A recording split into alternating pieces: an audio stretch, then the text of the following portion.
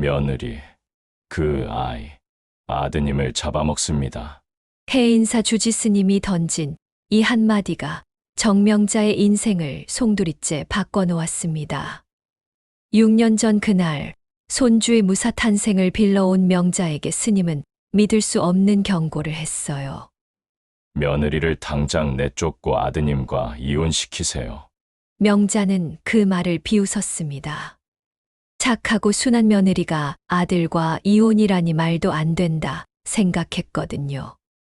하지만 스님의 눈빛은 진지했어요. 마치 무언가 끔찍한 미래를 보고 있는 것처럼 말이죠. 과연 스님은 어떻게 알았을까요? 겉보기에 완벽해 보였던 며느리의 진짜 모습을 말이에요. 이것은 한 어머니가 겪은 충격적인 진실에 관한 이야기입니다. 믿고 싶지 않았지만 외면할 수 없었던 그 진실 말이에요. 지금부터 들려드릴 이야기를 듣고 나면 여러분도 이런 생각이 들 거예요. 내 주변에도 이런 사람이 있을까 하고 말이죠. 이야기를 듣고서 댓글로 소통해 주세요. 시작하겠습니다.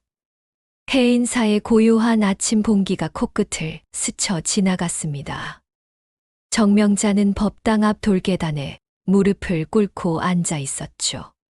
66세가 된 지금 그녀의 어깨는 세월의 무게로 더욱 굽어 있었습니다. 며느리 하연수가 임신 소식을 전해왔을 때의 기쁨이 아직도 생생했어요. 첫 손주를 가지게 된다는 소식에 명자는 감격했죠. 그래서 합천의 해인사까지 달려와 손주의 무사 탄생을 빌었던 겁니다. 기도를 마치고 돌아서려던 그 순간이었어요. 주지 스님이 조용히 다가와 말을 건넸습니다. 스님의 얼굴에는 심각함이 가득했죠. 보살님, 명자는 고개를 들었습니다. 70대로 보이는 스님의 눈빛이 예사롭지 않았어요. 며느리를 당장 내쫓고 아드님과 이혼시키세요. 그렇지 않으면 스님은 잠시 말을 멈췄습니다. 그리고는 더욱 낮은 목소리로 말했죠. 아드님 잡아먹힙니다. 명자는 그 순간 귀를 의심했어요. 손주를 임신한 며느리를 두고 이혼이라니 도대체 무슨 소리인지 이해할 수 없었습니다. 스님이 갑자기 이상한 말을 하는 것 같아서 당황스러웠죠. 스님, 무슨 말씀을? 지금 당장은 이해하지 못하시겠지만 제 말을 꼭 기억해 두세요. 그 며느리 보통 사람이 아닙니다. 스님의 목소리에는 절실함이 묻어났어요. 하지만 명자는 그저 황당하기만 했습니다. 연수는 자신에게 늘 다정했고 아들을 잘 챙겨주는 좋은 며느리라고 생각했거든요. 스님, 저희 며느리는 정말 착한 아이예요. 아들을 잘 보살펴주고. 보살님, 제발 제 말을 들어보세요. 지금 그 며느리가 보여주는 모습은 전부 가면입니다. 진짜 모습을 보시려면 아직 시간이 더 필요하겠지만 그때는 이미 늦을 거예요. 스님은 명자의 두 손을 꼭 잡았습니다. 그의 손에서 전해지는 떨림을 명자는 느낄 수 있었어요. 아드님의 생명이 위험합니다. 정말로 위험해요. 명자는 고개를 저었습니다. 스님의 말이 터무니없다고 생각했어요. 어떻게 며느리가 남편을 해칠 수 있다는 말인지 이해가 되지 않았습니다. 스님, 죄송하지만 저는 그런 말씀 못 들겠어요. 저희 며느리는 절대 그런 아이가 아닙니다. 명자는 인사를 하고 서둘러 그 자리를 떠났어요. 스님의 말이 자꾸 귓가에 맴돌았지만 그냥 무시하기로 했습니다. 스님도 사람인지라 가끔 이상한 말을 할 수 있다고 생각했거든요. 하지만 지금 돌이켜보면 그 순간이 모든 비극의 시작이었습니다. 명자는 그때 스님의 경고를 진지하게 받아들였어야 했어요. 아들의 목숨이 정말로 위험에 처해 있었다는 것을 그때는 알 수 없었던 겁니다. 법당 안에서 명자는 눈물을 흘렸습니다. 6년이 지난 지금에야 스님의 말뜻을 알 것 같았어요. 하지만 이미 모든 것이 늦어버렸죠. 아들은 돌아오지 않을 테니까요. 그때 내가 왜 그 말을 들었어야 했을까? 왜 그냥 지나쳤을까? 명자의 혼잣말이 법당 안에 울려 퍼졌습니다. 부처님 상 앞에 촛불이 바람에 흔들리며 마치 아들이 대답하는 것 같았어요. 명자는 더욱 깊이 절을 올렸습니다. 돌이킬 수 없는 시간에 대한 참회의 마음을 담아서 말이죠. 집으로 돌아온 명자는 아들의 방문을 조심스럽게 열었습니다. 6년이 지났지만 여전히 그대로 두고 있는 방이었어요. 책상 위에는 현수가 마지막에 쓰던 일기장이 놓여 있었죠. 명자는 그 일기장을 펼쳐 들었습니다. 엄마, 나는 정말 힘들어요. 하지만 아무도 내 말을 믿어주지 않아요. 일기 첫 페이지에 적힌 아들의 글씨가 눈에 들어왔어요. 명자는 그제야 깨달았습니다. 아들이 얼마나 외로웠을지를 말이죠. 6년 전을 떠올려 보니 현수와 연수의 결혼 생활에는 처음부터 이상한 점들이 있었어요. 결혼 초기만 해도 연수는 정말 다정한 며느리였습니다. 명자에게도 친딸처럼 대했고 현수를 잘 챙겨주는 것 같았거든요. 하지만 임신 소식을 전한 후부터 연수의 태도가 조금씩 달라지기 시작했습니다. 시댁 식구들 앞에서는 여전히 웃으며 다정했지만 현수를 대하는 모습에서 미묘한 변화가 느껴졌어요. 여보, 당신 또 늦게 들어왔네요. 임신한 아내 혼자 두고 어디서 뭘 했는지 모르겠어요. 연수는 이런 말을 시댁 식구들 앞에서 자주 했습니다. 하지만 현수는 회사 일로 늦은 것뿐이었어요. 명자는 그때 연수의 편을 들었죠. 현수야, 연수가 임신해서 예민한 거야. 좀 더 일찍 들어와라. 현수는 그때마다 고개만 끄덕였습니다. 변명하지도 않았고 그냥 조용히 받아들였어요. 명자는 아들이 성숙하다고 생각했습니다. 하지만 지금 생각해보니 그건 성숙함이 아니라 포기였을지도 모르겠어요. 연수의 임신 기간 동안 이상한 일들이 계속 일어났습니다. 어느 날은 연수가 울면서 명자에게 전화를 걸어왔어요. 어머니, 현수 오빠가 저한테 소리를 질렀어요. 임신한 사람한테 어떻게 그럴 수 있어요? 명자는 깜짝 놀랐습니다.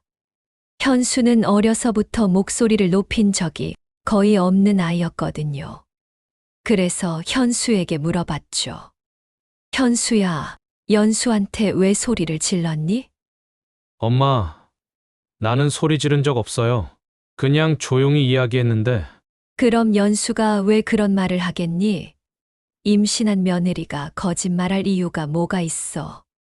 현수는 그때도 고개를 떨군 채 더 이상 말하지 않았어요. 명자는 아들보다 며느리의 말을 믿었습니다. 임신한 여자가 거짓말을 할 리 없다고 생각했거든요. 하지만 지금 돌이켜보니 그때부터 연수가 현수를 고립시키는 작업을 시작했던 것 같아요. 가족들 앞에서 현수를 문제가 있는 사람으로 만들어가고 있었던 거죠. 우진이가 태어난 후에는 상황이 더욱 심각해졌습니다. 연수는 육아 스트레스를 이유로 현수를 더욱 자주 비난했어요. 당신은 아이 키우는 게 얼마나 힘든지 알기나 해? 회사만 다니면 끝이라고 생각하지? 연수야, 나도 도와주려고 하잖아. 그런데 너는 내가 하는 건 뭐든 마음에 안 들어 해. 와, 말도 안 나오네. 내 태도가 잘못됐다는 거야? 당신이 나 도와줬으면 이렇게 어머님 앞에서 큰 소리 낼 이유도 없잖아. 이런 대화를 들을 때마다 명자는 현수에게 타이르곤 했습니다. 현수야, 연수 말이 맞아. 여자가 아이 키우는 게 얼마나 힘든데. 좀 더 이해해줘라. 현수는 그때마다 씁쓸한 표정을 지었어요. 하지만 명자는 그 표정의 의미를 알아채지 못했습니다. 아들이 얼마나 억울했을지 그때는 전혀 생각하지 못했거든요. 일기장을 넘기며 명자는 아들의 마음을 조금씩 이해하게 되었어요. 현수는 누구보다 가족을 사랑했고 아내와 아이를 위해 최선을 다했던 사람이었습니다. 하지만 아무도 그 마음을 알아주지 않았죠. 내가 뭘 잘못했는지 모르겠다. 그냥 가족이 행복했으면 좋겠는데 왜 이렇게 힘들까? 일기 속 아들의 글을 읽으며 명자는 눈물이 났습니다. 그때 자신이 얼마나 무심했는지 이제야 깨닫게 되었어요. 스님의 경고를 무시했던 것도 아들의 마음을 몰라줬던 것도 모든 게 자신의 잘못이었습니다. 명자는 일기장을 가슴에 꼭 안고 흐느꼈어요. 돌이킬 수 없는 시간들이 너무나 아팠습니다. 명자는 아들의 일기장을 더 자세히 들여다봤습니다. 페이지를 넘길 때마다 현수의 고통이 고스란히 전해져 왔어요. 특히 눈에 띄는 건 날짜별로 기록된 이상한 사건들이었습니다. 오늘 연수가 또 경찰서에 신고했다. 가정폭력이라고 하면서 나는 손끝 하나 대지 않았는데 이 결혼 잘 선택한 걸까? 명자는 그날을 기억했습니다. 갑자기 경찰이 집에 들이닥쳤던 날 말이죠. 연수가 울면서 현수의 폭력을 신고했다고 했어요. 온 가족이 충격에 빠졌죠. 현수야, 너 정말 연수한테 손을 댔니? 명자가 물었을 때 현수는 고개를 저었습니다. 엄마, 정말 안 했어요. 나는 연수한테 손 한 번 댄 적 없어요. 하지만 연수는 계속 울면서 말했어요. 어머니, 오빠가 저를 밀쳤어요. 아이도 보고 있었는데. 그때 명자는 며느리의 편을 들었습니다. 여자가 거짓으로 가정폭력 신고를 할 리 없다고 생각했거든요. 현수야, 너는 남자잖아. 좀 참지 그랬어. 임신한 여자한테 어떻게 그럴 수 있니? 현수의 아버지도 아들을 질책했어요. 이놈의 자식아, 아내한테 손을 대다니. 그것도 여린 여자한테. 이 못난 놈아, 내가 널 잘못 키웠어. 정말 잘못 키웠어. 가족 모두가 현수를 비난했습니다. 누구 하나 그의 말을 들어주지 않았어요. 현수는 그날 이후로 더욱 말수가 줄어들었죠. 일기에는 그때의 심정이 적혀 있었습니다. 가족들마저 나를 믿어주지 않는다. 정말 억울하지만 뭐라고 변명해도 소용없을 것 같다. 연수는 왜 거짓말을 하는 걸까? 내가 뭘 잘못했는지 정말 모르겠다. 명자는 가슴이 찢어지는 기분이었습니다. 아들이 얼마나 억울했을지 상상이 되었어요. 하지만 그때는 전혀 몰랐죠. 연수의 거짓말에 속아서 아들을 의심했던 겁니다. 더 충격적인 건 그 다음 사건이었어요. 우진이가 5살이 되던 해에 일어난 일이었습니다. 연수가 현수를 아동학대범으로 신고했던 거죠. 오늘 또 경찰이 왔다. 이번에는 아동학대라고 신고를 한 모양이다. 우진이한테 꿀밤 한 번 때린 게 학대라고. 일기 속 현수의 글을 읽으며 명자는 그날을 떠올렸습니다. 우진이가 장난감을 던지며 때를 쓸 때였어요. 현수가 가볍게 꿀밤을 한 번 때렸는데 그게 전부였습니다. 하지만 연수는 그것을 아동학대라고 신고했어요. 경찰이 와서 현수를 조사했고 아동보호 전문기관에서도 나왔죠. 어머니, 오빠가 우진이한테 너무 심하게 했어요. 아이가 무서워해요. 연수는 울면서 말했습니다. 하지만 명자가 보기에 우진이는 평소와 다를 바 없었어요. 아빠를 무서워하는 기색도 없었죠. 그런데도 가족들은 또다시 현수를 비난했습니다. 아이한테 어떻게 그럴 수 있어? 내가 맞은 게 그렇게 억울했나? 현수는 그때도 조용히 말했어요. 엄마, 애를 때린 거라고 치면 잘한 건 아니죠. 하지만 저는 그냥 가볍게 꿀밤 한 대 때렸을 뿐이에요. 변명하지 마. 요즘 세상에 체벌이 어디 있어? 왜 저번처럼 똑같이 나도 때려보지 그래? 명자도 아들을 다 일렀죠. 현수야, 연수 말이 맞아. 아이한테는 절대 손대면 안 돼. 하지만 일기를 보니 현수의 생각은 달랐습니다. 나는 우진이를 너무 사랑한다. 아이에게 해를 끼칠 생각을 할 부모가 어디 있을까? 그런데 왜 모든 사람들이 나를 나쁜 아빠로 만드는 걸까? 연수는 왜 계속 거짓말을 하는 거야? 아무래도 이 결혼 정말 끝내야겠다. 명자는 일기장을 덮고 한참을 앉아 있었습니다. 아들이 얼마나 외로웠을지, 얼마나 억울했을지 생각하니 숨이 막혔어요. 그때 문득 스님의 말이 떠올랐습니다. 며느리를 당장 내쫓고 아드님과 이혼시키세요. 그렇지 않으면 아드님 잡아먹힙니다. 스님은 이미 다 알고 있었던 걸까요? 연수가 현수를 서서히 파괴해 나가고 있다는 것을 말이에요. 명자는 눈물을 닦으며 일어났습니다. 이제라도 진실을 찾아야겠다고 생각했어요. 아들을 지켜주지 못한 죄책감이 가슴을 짓눌렀지만 포기할 수는 없었습니다. 거실에 있던 우진이가 할머니를 올려다봤어요. 할머니, 왜 울어요? 아니야, 우진아. 할머니는 안 울었어. 하지만 우진이는 고개를 갸우뚱했습니다. 아빠는 언제 와요? 아빠 보고 싶어요. 명자는 우진이를 꼭 안아주었어요. 이 아이만큼은 진실을 알아야 한다고 생각했습니다.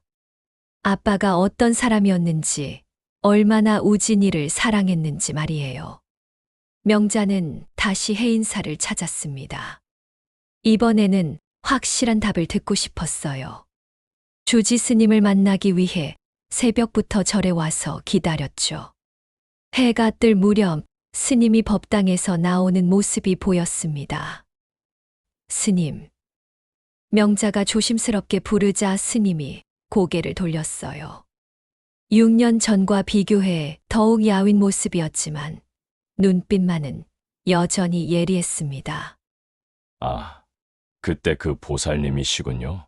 스님은 명자의 얼굴을 보자마자 알아봤어요. 명자는 무릎을 꿇고 절을 올렸습니다. 스님, 6년 전에 말씀해 주신 게 다 맞았어요. 아드님이 돌아가셨군요. 스님의 목소리에는 깊은 안타까움이 묻어났어요. 명자는 고개를 끄덕이며 눈물을 흘렸습니다. 제가 그때 스님 말씀을 들었더라면 아들이 죽지 않았을 텐데요. 보살님, 자책하지 마세요. 그때는 믿기 어려운 말이었을 거예요. 스님이 명자 옆에 앉았습니다. 그리고는 조용한 목소리로 말을 이어갔어요. 사실 저도 처음에는 확신이 서지 않았습니다. 하지만 며느리분의 눈빛을 보는 순간 알 수 있었어요. 눈빛이요? 네, 보통 사람의 눈빛이 아니었습니다. 마치 사냥감을 노리는 짐승 같은. 명자는 소름이 돋았어요. 스님이 어떻게 그걸 알아봤는지 신기했습니다. 스님은 어떻게 그런 걸 아셨어요? 오랫동안 사람들을 봐왔거든요. 진심으로 기도하는 사람과 그렇지 않은 사람은 금방 구분할 수 있어요. 그런데 그 며느리분은 스님은 잠시 말을 멈췄습니다. 기도하는 척하면서 실제로는 다른 생각을 하고 있었어요. 무언가를 계획하고 있는 것 같았죠. 명자는 그때를 떠올려 봤습니다. 연수도 해인사에 함께 왔었어요. 손주의 무사 탄생을 빌러온다고 했었죠. 하지만 지금 생각해보니 연수의 표정이 이상했던 것 같아요. 그 아이가 정말 무서운 계획을 세우고 있었던 건가요? 아마도 그랬을 겁니다. 아드님을 서서히 고립시켜서 파멸로 이끌려는. 스님의 말에 명자는 몸서리를 쳤어요. 어떻게 그런 무서운 일을 계획할 수 있는지 이해가 되지 않았습니다. 하지만 왜 그런 짓을 했을까요? 현수는 정말 좋은 남편이었는데. 보살님, 세상에는 우리가 이해할 수 없는 사람들이 있어요. 다른 사람의 고통을 즐기는 사람들 말이죠. 말이죠. 명자는 고개를 저었습니다. 아직도 믿기지 않았어요. 연수가 그런 사람이었다니. 제가 그때 스님 말씀을 들었더라면 아들을 구할 수 있었을까요? 글쎄요. 하지만 적어도 아드님이 혼자 견디지는 않았을 거예요. 가족이 자신을 믿어준다는 걸 알았다면. 스님의 말에 명자는 더욱 후회스러워졌습니다. 아들이 얼마나 외로웠을지, 얼마나 절망스러웠을지 생각하니 가슴이 미어졌어요. 지금이라도 늦지 않았습니다. 스님이 갑자기 말했어요. 진실은 반드시 밝혀져야 해요. 아드님의 명예를 위해서라도 말이죠. 하지만 이미 늦었는걸요. 아들은 돌아오지 않아요. 보살님, 손자분을 생각해 보세요. 그 아이는 아버지의 진실을 알 권리가 있어요. 그리고 진짜 위험한 사람이 누구인지도 알아야 하고요. 명자는 우진이를 떠올렸습니다. 아직 어린 아이지만 언젠가는 아빠에 대한 진실을 알게 될 거예요. 그때 아빠가 어떤 사람이었는지 제대로 알려주고 싶었습니다. 어떻게 해야 할까요? 우선 증거를 찾아보세요. 아드님이 남긴 것들 중에 진실을 밝힐 수 있는 게 있을 거예요. 명자는 아들의 휴대폰을 떠올렸습니다. 경찰에서 돌려받았지만 아직 자세히 들여다보지 않았어요. 너무 슬퍼서 볼 수가 없었거든요. 그리고 보살님 자신도 용서하세요. 그때는 몰랐던 일이에요. 스님의 위로에 명자는 조금 마음이 놓였습니다. 하지만 여전히 죄책감은 남아 있었어요. 아들이 저를 용서해 줄까요? 아드님은 어머니를 원망하지 않을 거예요. 다만 진실이 밝혀지기를 바라고 계실 겁니다. 명자는 스님께 다시 한번 절을 올렸어요. 그리고 단단히 마음먹었습니다. 반드시 진실을 밝혀서 아들의 명예를 회복시키겠다고 말이죠. 절에서 나오는 길에 명자는 하늘을 올려다봤습니다.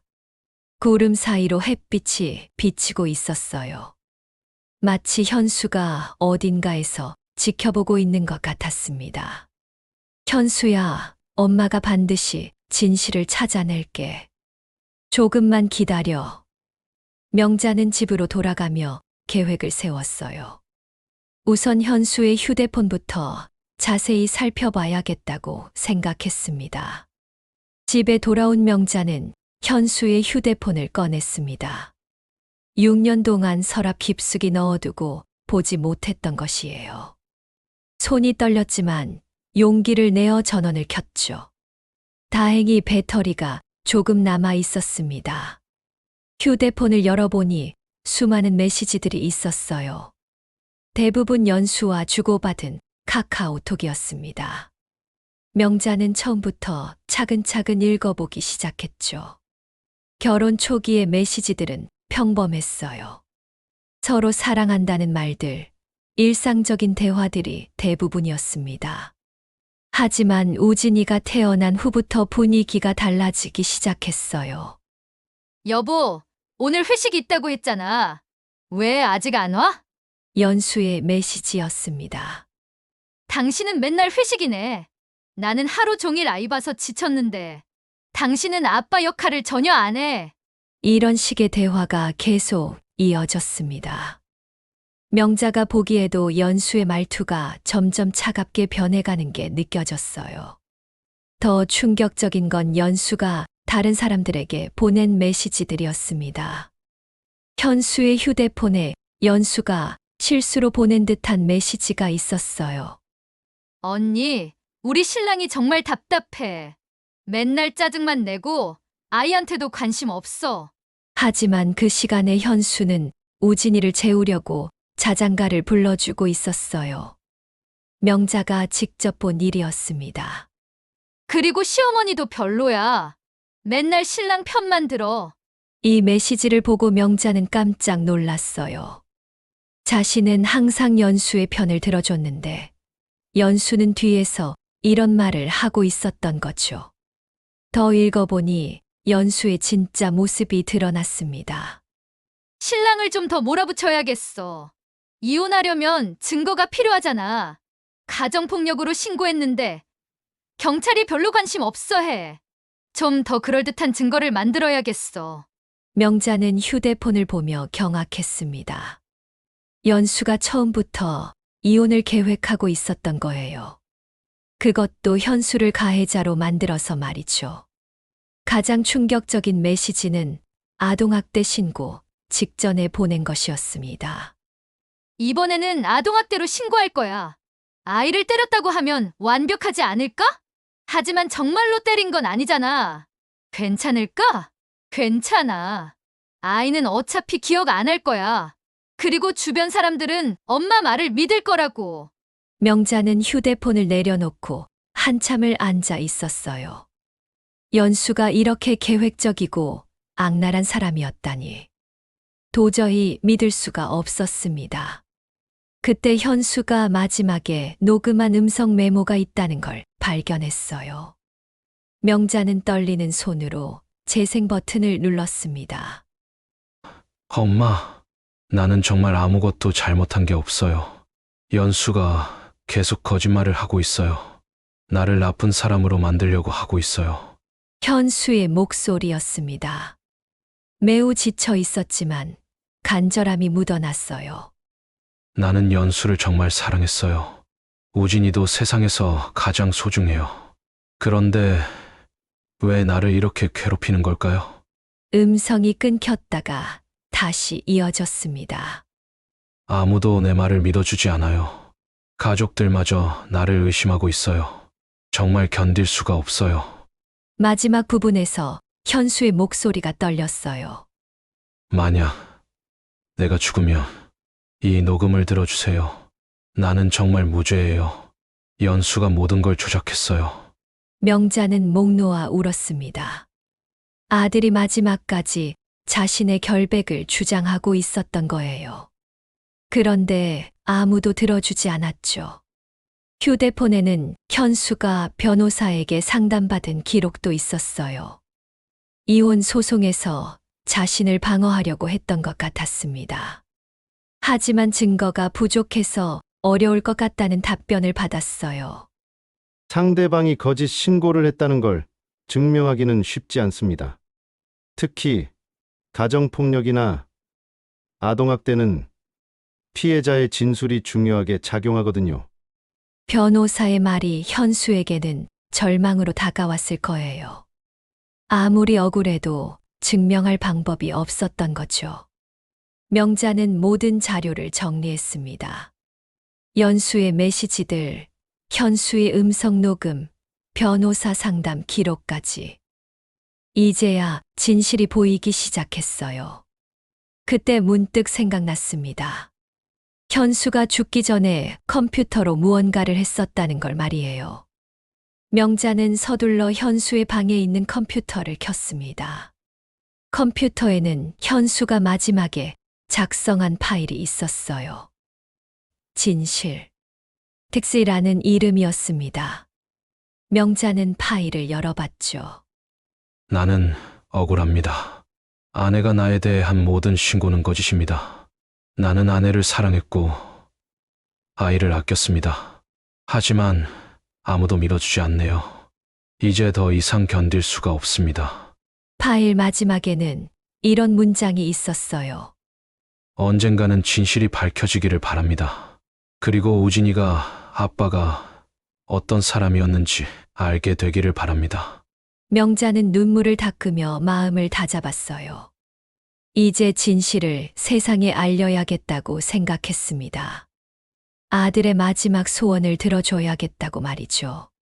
명자는 아들이 남긴 모든 증거를 정리한 후 변호사를 만나기로 했습니다. 현수가 죽기 전에 상담받았던 그 변호사 사무실을 찾아갔어요. 하지만 예상과 달리 변호사는 부정적인 반응을 보였습니다. 어머님, 이미 지난 일이에요. 그리고 고인이 된 분의 명예회복은 법적으로 쉽지 않습니다. 하지만 증거가 있잖아요. 연수가 보낸 메시지들, 현수의 녹음까지. 그런 자료들로는 부족해요. 상대방이 부인하면 그만이거든요. 명자는 실망했지만 포기하지 않았습니다. 다른 변호사들을 찾아다니며 상담을 받았어요. 하지만 대부분 비슷한 반응이었죠. 그러던 어느 날 젊은 변호사가 명자를 찾아왔습니다. 김민준 변호사였어요. 현수가 죽기 전에 마지막으로 상담했던 변호사였죠. 어머님, 죄송합니다. 그때 현수 씨를 더 도와드렸어야 했는데, 김 변호사는 죄책감 어린 표정을 지었어요. 현수 씨가 돌아가신 후에 계속 마음에 걸렸어요. 그래서 개인적으로 조사를 해봤습니다. 명자는 고개를 끄덕였습니다. 이미 돌이킬 수 없는 일이었지만 누군가라도 아들을 이해해 주는 사람이 있다는 게 위로가 되었어요. 하현수 씨에 대해 조사해봤는데요. 이상한 점들이 많아요. 어떤 점들이요? 우선 본명이 하미숙이에요. 하현수는 가명으로 쓰던 이름이더라고요. 그리고 현수 씨와 결혼하기 전에도 비슷한 사건들이 있었어요. 명자는 깜짝 놀랐습니다. 연수가 이름이 가짜였다는 사실을 6년이 지나서야 알게 된 거였어요. 이전 남자친구도 허위 신고로 고생했다는 기록이 있어요. 다만 그분은 견뎌내셨죠. 그럼 며느리가 의도하고 계획하에 그런 짓을 했다는 말인가요? 그럴 가능성이 높습니다. 현수 씨가 죽은 후에도 재혼을 했는데 그 남편도 최근에 가정폭력으로 신고당했다고 하네요. 명자는 소름이 돋았어요. 미숙이 현수를 죽음으로 몰고 간 후에도 여전히 같은 짓을 반복하고 있다는 뜻이었습니다. 우진이는 어떻게 지내고 있나요? 조사해보니 하미숙 씨가 키우고 있긴 한데 자주 어린이집에 맡겨두고 본인은 새 남편과 다른 곳에 있는 경우가 많다고 해요. 명자는 손자가 걱정되었어요. 아버지를 잃은 아이가 그런 어머니 밑에서 자라고 있다니 가슴이 아팠습니다. 양육권을 되찾을 수 있을까요? 현수 씨가 남긴 증거들과 하미숙 씨의 과거 행적을 종합하면 충분히 가능해요. 특히 허위 신고 패턴이 입증되면 법원에서도 심각하게 받아들일 거예요. 김 변호사는 희망적인 얘기를 해주었습니다. 하지만 동시에 현실적인 문제도 지적했어요. 다만 시간이 걸릴 수 있어요. 그리고 하미숙 씨가 순순히 포기하지는 않을 겁니다. 명자는 상관없다고 말했습니다. 아들의 명예를 회복시키고 손자를 되찾는 것이 더 중요했거든요. 그런데 어머님, 현수 씨가 저희 사무실에 USB 하나를 맡겨두고 가신 게 있어요. USB요. 명자는 처음 듣는 얘기였어요. 네. 만약에 사태에 대비해서 증거 자료들을 정리해둔 것 같아요. 죽기 일주일 전에 가져오셨는데 그때는 이미 많이 지쳐 보이셨어요. 김 변호사의 말에 명자는 가슴이 뛰었어요. 현수가 마지막까지 진실을 밝히려고 노력했던 거였습니다. 그 USB에 뭐가 들어있나요? 하미숙 씨와의 모든 대화 녹음, 문자 메시지 캡처, 그리고 하미숙 씨가 다른 남자와 만나는 장면을 촬영한 영상까지. 현수 씨가 정말 치밀하게 준비하셨더라고요. 명자는 눈물을 흘렸습니다. 아들이 혼자서 얼마나 힘들게 증거를 모았을지 생각하니 마음이 아팠어요. 현수 씨가 마지막에 이런 말씀을 하셨어요. 만약 제가 죽으면 이걸 우리 어머니께 전해달라고. 명자는 현수의 마지막 부탁을 지금에야 들을 수 있게 된 거였어요. 6년이나 늦었지만 아들의 진심이 전해져 왔습니다. 이 정도 증거면 하미숙 씨의 모든 거짓말을 폭로할 수 있어요. 그리고 우진이 양육권도 문제없이 되찾을 수 있을 거예요. 김 변조사는 확신에 찬 목소리로 말했어요. 명자는 그날 밤 현수의 영정 앞에 앉아 말했습니다. 현수야, 엄마가 이제야 너의 마지막 선물을 받았구나. 내가 그렇게 힘들게 모은 증거들로 반드시 내 명예를 회복시킬게. 영정 속 현수가 안도하는 표정을 짓고 있는 것 같았어요. 명자는 아들에게 약속했습니다. 반드시 정의를 실현시키겠다고 말이죠. 김 변호사와 함께 법정 투쟁을 시작한 지 석 달이 지났습니다. 명자는 매일 법원과 변호사 사무실을 오가며 바쁜 나날을 보냈어요. 현수가 남긴 USB의 내용들이 하나씩 세상에 공개되기 시작했죠. 가장 충격적이었던 건 하미숙이 다른 남자와 만나는 영상이었습니다. 현수와 결혼한 지 불과 1년 후부터 외도를 하고 있었던 거예요. 그것도 여러 명의 남자들과 말이죠. 이 영상들을 보시면 알겠지만 하미숙 씨는 결혼 생활 내내 다른 남자들과 관계를 맺고 있었습니다. 김 변호사가 법정에서 증거를 제시했어요. 하미숙은 창백한 얼굴로 아무 말도 하지 못했습니다. 더욱 결정적인 증거는 하미숙이 친구들에게 보낸 메시지들이었어요. 현수의 휴대폰에 실수로 전송된 것들이었죠. 신랑을 완전히 망가뜨려야겠어.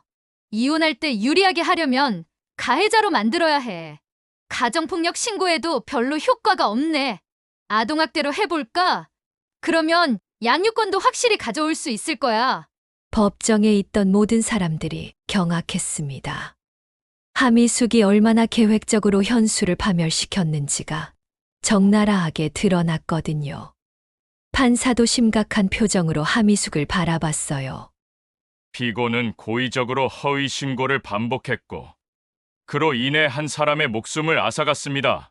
이는 매우 중대한 범죄 행위라고 볼 수 있습니다. 하미숙의 변호사는 변명을 늘어놓았지만 소용없었어요. 증거가 너무나 명확했거든요. 저희 의뢰인은 당시 산후 우울증으로 인해 판단력이 흐려져 있었습니다.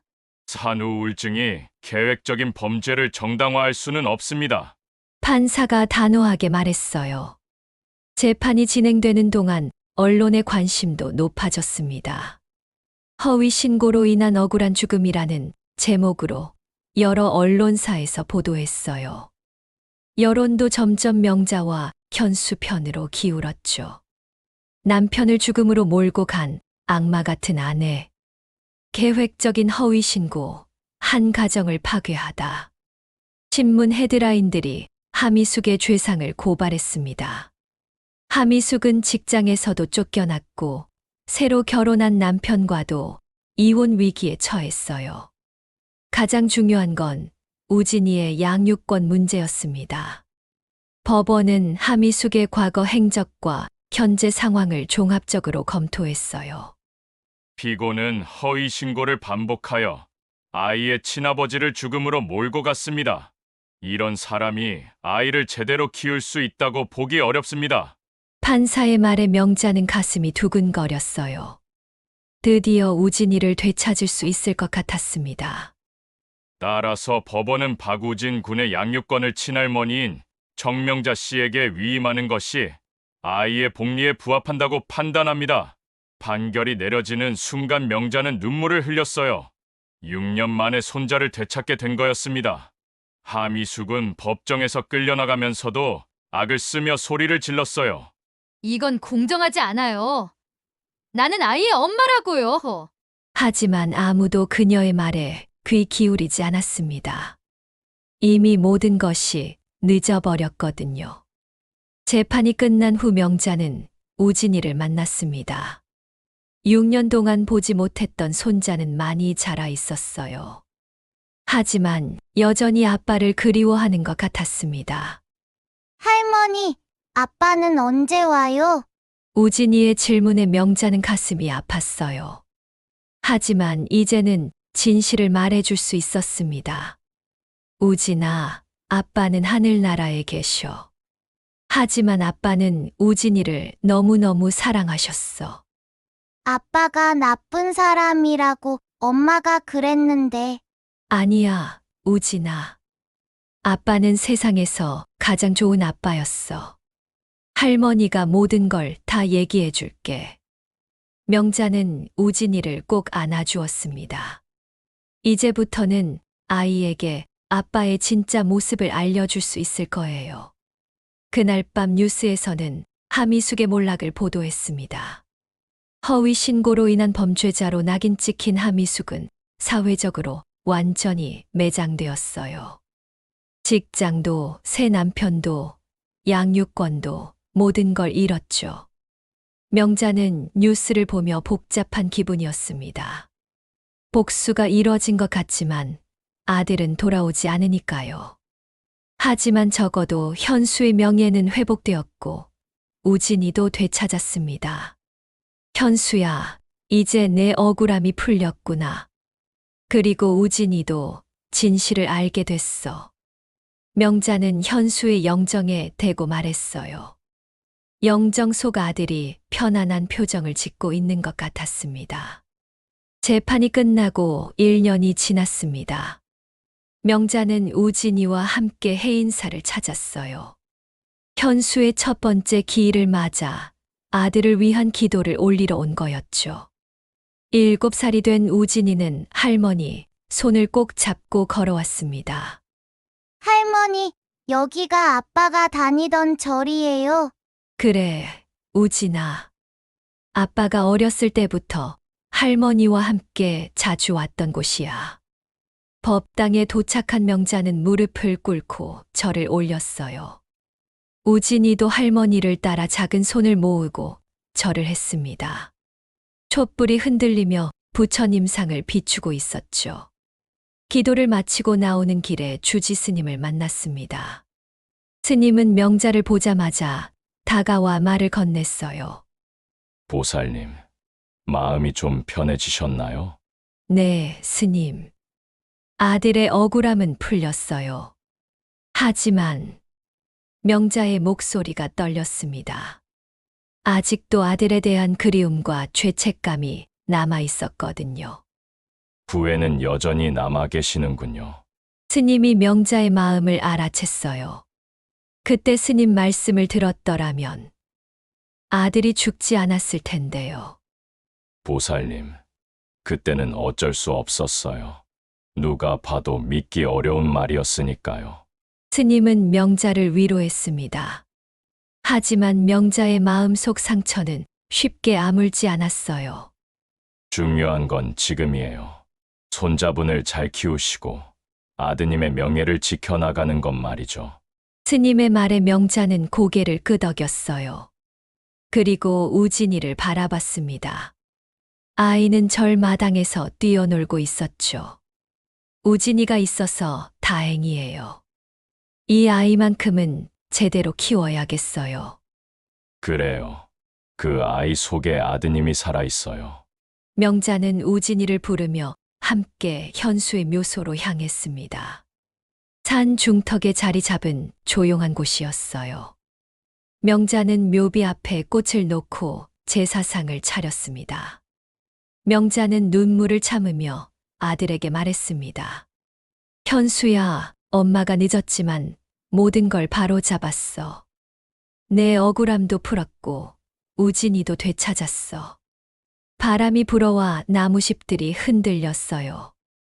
마치 현수가 대답하는 것 같았습니다. 그리고 엄마가 약속할게. 다음 생에는 먼저 물어볼게. 내 말을 먼저 들어볼게. 너를 믿는다고 처음부터 말이야. 명자는 무릎을 꿇고 아들에게 깊이 절을 올렸어요. 평생 안고 갈 후회와 함께 진심 어린 참회의 마음을 담아서 말이죠. 우진이도 할머니 옆에서 아빠에게 절을 했습니다. 아빠, 저 할머니랑 잘 지낼게요. 그리고 아빠 같은 좋은 사람이 될게요. 해가 지고 있었어요. 저쪽 하늘이 붉게 물들며 아름다운 노을이 펼쳐졌습니다. 명자는 우진이의 손을 잡고 묘소를 떠났어요. 집으로 돌아가는 길에 명자는 생각했습니다. 아들은 돌아오지 않지만 적어도 진실은 밝혀졌어요. 그리고 우진이라는 소중한 유산을 남겨줬죠. 그날 밤 뉴스에서는 하미숙의 근황을 짧게 보도했습니다. 허위 신고 범죄자로 낙인 찍힌 그녀는 사회에서 완전히 격리된 채 살고 있었어요. 새 남편과도 이혼했고 일자리도 구하지 못하는 상황이었죠. 명자는 뉴스를 끄고 우진이의 잠자리를 돌봤습니다. 아이는 아빠 사진을 꼭 안고 잠들어 있었어요. 우진아, 아빠가 너를 지켜주고 계실 거야. 명자는 우진이의 이불을 덮어주며 속삭였습니다. 거실로 나온 명자는 현수의 영정 앞에 앉아 마지막 인사를 했어요. 현수야, 엄마가 늦었지만 모든 걸 제자리에 돌려놨어. 이제 편히 쉬어도 돼. 촛불이 바람에 흔들리며 잠시 깜빡였다가 다시 밝게 타올랐습니다. 명자는 그 불빛을 보며 평온함을 느꼈어요. 창밖으로는 별들이 반짝이고 있었습니다. 그 중 가장 밝은 별 하나가 현수인 것 같았어요. 명자는 그 별을 바라보며 미소를 지었습니다. 아들을 죽인 건 며느리가 아니라 믿어주지 않았던 가족이었습니다. 말하지 못하는 이의 고통은 침묵이 아니라 신호였어요. 그 신호를 외면했던 대가로 가장 소중한 것을 잃고서야 깨달았습니다. 하지만 진실은 멀리 있지 않았어요. 우리가 외면했을 뿐이었죠. 이제라도 늦지 않았다면 한 번 더 물어봐 주세요. 괜찮냐고 당신을 믿는다고 말이에요. 명자의 마지막 독백이 고요한 밤 공기에 스며들었습니다. 그리고 새로운 하루가 시작될 준비를 하고 있었어요. 상처는 남아있지만 이제는 희망도 함께 있는 하루들이 될 거였습니다. 때로는 가장 가까운 사람이 가장 깊은 상처의 원인이 되기도 합니다. 그러나 진실은 언젠가 반드시 드러나게 마련이고 누군가의 용기는 또 다른 생명을 구합니다. 어쩌면 우리가 무심코 지나쳤던 누군가의 고통 속에도 이 이야기에 아들이 있었는지도 모르겠습니다. 지금 이 순간 여러분 곁에 소중한 사람은 안녕하신가요? 긴 이야기 끝까지 함께 해주셔서 진심으로 감사합니다. 은하수 별동네가 전하는 다음 이야기에서도 여러분의 마음을 어루만질 수 있기를 바랍니다. 구독과 좋아요는 우리의 이야기를 이어가는 가장 따뜻한 방법입니다.